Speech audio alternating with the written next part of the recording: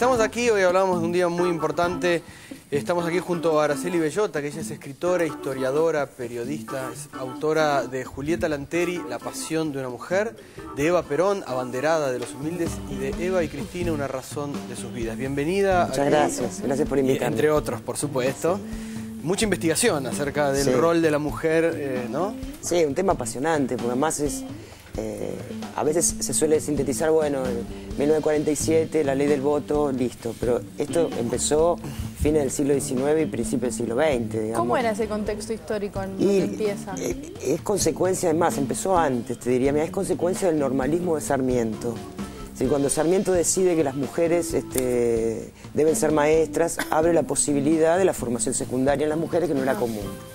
A partir de que se abre esta formación, empiezan a ingresar a la universidad las primeras mujeres, que fue una enorme lucha, porque no les fue fácil. Tuvieron que hacer juicio y demás para que pudieran ser admitidas. Por ahí les exigían, qué sé yo, a Cecilia Grierson, que fue la primera médica graduada en la Argentina, le exigieron los cursos de latín para anotarla en la Facultad de Medicina.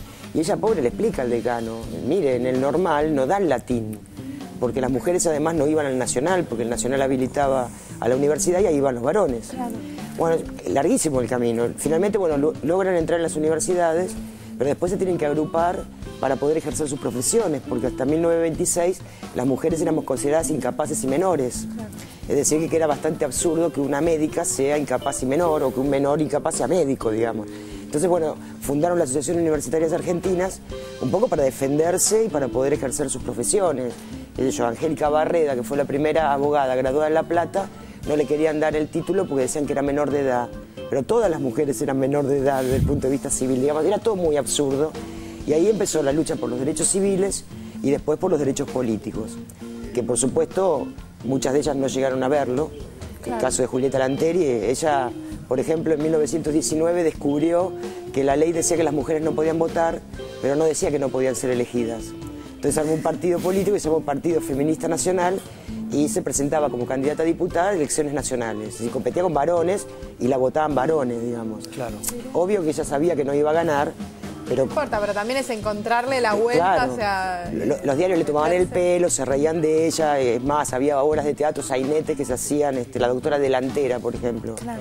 Y entonces ella, en vez de ofenderse, iba al estreno y después pedía que le donaran la función para el partido, digamos. Claro. Una mujer con mucho ingenio, ¿no? Tenemos un tape Vamos para a ver ver. unas imágenes. Dale. A ver.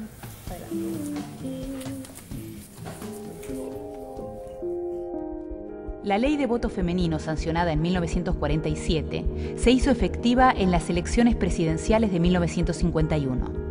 Las mujeres participaron por primera vez en elecciones abiertas. Resultaron elegidas 6 senadoras y 23 diputadas.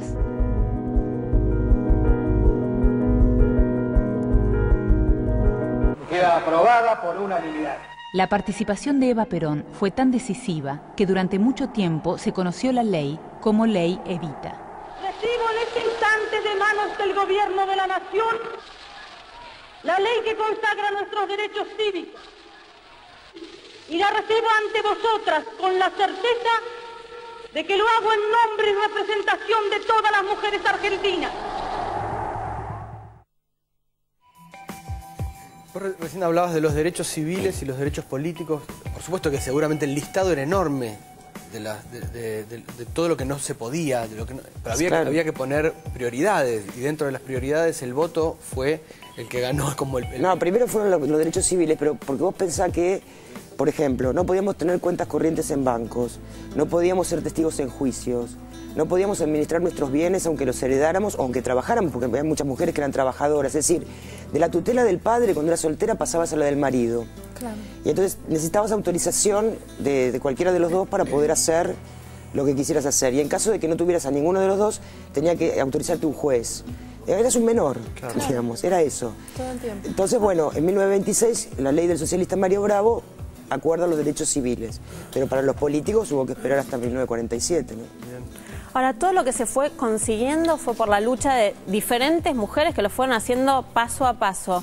¿Por qué hoy recordamos, digamos, el voto femenino y a ninguna de ellas? Yo, sinceramente, las conozco ahora, quizás hace muy poquito, pero los nombres probablemente, si se los decimos a cualquier ciudadano argentino, ni siquiera los conozcan, ni siquiera sepan quién fue Julieta Lanteri, una persona que fue importantísima en la lucha del voto femenino. Sí, tal cual. Bueno, Eva en el discurso cuando dice que recibe la ley, ella habla de una larga lucha, digamos, reconoce esta enorme lucha. Lo que ocurre es que, bueno, Eva está en el momento indicado y en la postura precisa, digamos, porque en verdad ya Perón, cuando había asumido en 1946 la primera presidencia, él en su discurso de Asunción habla del voto femenino y, por supuesto, Eva se pone al frente de esta campaña, presiona y logra finalmente que se sancione.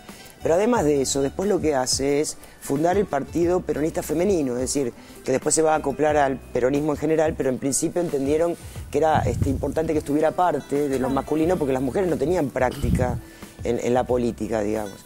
Y además organiza este partido en todo el país, manda delegadas censistas para que las mujeres se empadronen, porque tampoco había padrón, de manera que hace todo un trabajo político y en verdad, además del voto, incorpora de verdad a las mujeres participando en la política, no solamente votando, sino también incluso siendo elegidas, ¿no? ¿Y quiénes y por qué se oponían al voto? Los varones. Sí. Se oponían los varones en general, salvo algunos socialistas que acompañaban a sus compañeras, digamos, a Alicia Moró. Bueno, Alicia Moró nos queda más en la memoria porque además Alicia tuvo el privilegio de vivir mucho tiempo, ¿no? Pero digamos, es que en verdad creían que éramos incapaces y menores, y en verdad creían que no era el rol de la mujer ocuparse de la política es cosa de hombres. Tuvo que demostrar y demostrar y demostrar. Ah, bueno, hasta el día de hoy, sí, digo, pero ese camino que empezó allá lejos de hace tiempo, hoy nos tiene con una presidenta mujer, claro, ¿no? pero fíjate, en el medio hubo que sancionar la ley de cupos, por ejemplo. Claro. Porque los partidos políticos nos ponían en las listas, pero siempre al final, digamos, donde nunca te podían elegir. Digo, para darte una idea, el Partido Radical, la Unión Cívica Radical, recién permitió afiliarse a sus mujeres en su partido cuando el voto femenino. Antes las mujeres, y no es que no trabajaban, es más, iban a visitar a los presos, caían ellas presas por las revoluciones radicales, pero no podían ser afiliadas.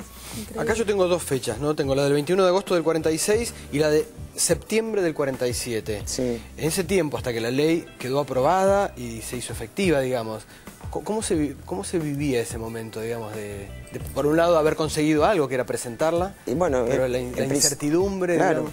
Es que Eva ahí se dedicó a presionar, iba ella al Congreso a presionar a los diputados para que aceleraran la cuestión, porque no la sancionaban. Y bueno, si vos escuchás los argumentos que usaban los que se oponían, digamos, a la ley en el Congreso y los comparás con los argumentos que en la década del 90 se oponían a la ley de cupo, y es impresionante porque es igual. Claro. Y casi tuvimos que hacer lo mismo. Yo recuerdo haber estado, obviamente, en la de 47 no. Soy vieja, pero no tanto. Pero en la del cupo sí. Y yo recuerdo que la ley no salía y seguían todos hablando y no salía hasta que alguien de una orden, que no sé quién fue, supongo que Virginia Franganillo, que era la presidenta del Consejo de la Mujer, dijo, entremos al Congreso. Y entramos al Congreso y copamos las galerías, y ahí los tipos se vieron que no iban a salir vivos si no la sancionaban, ¿no? Y entonces empezaban a dar vuelta los argumentos, algo muy parecido a lo que pasó en el 47, ¿no? Y hoy, si en el hasta el 46 había eso, la búsqueda de conseguir esa posibilidad, ese derecho. Sí. Hoy, ¿hay algún derecho que vos lo sientas como familiar, aquel que se esté buscando? Sí, bueno, digo, hay una vieja consigna que la levantaban estas sufragistas de principio de siglo, ¿no? Que es igual salario por igual trabajo, y que tiene una explicación. Es decir, hasta 1926 las mujeres, como te dije, eran consideradas incapaces y menores. Por lo tanto, era razonable pagarle menos a un menor por igual trabajo que a un mayor, digamos. Y de ahí quedó aquella cuestión.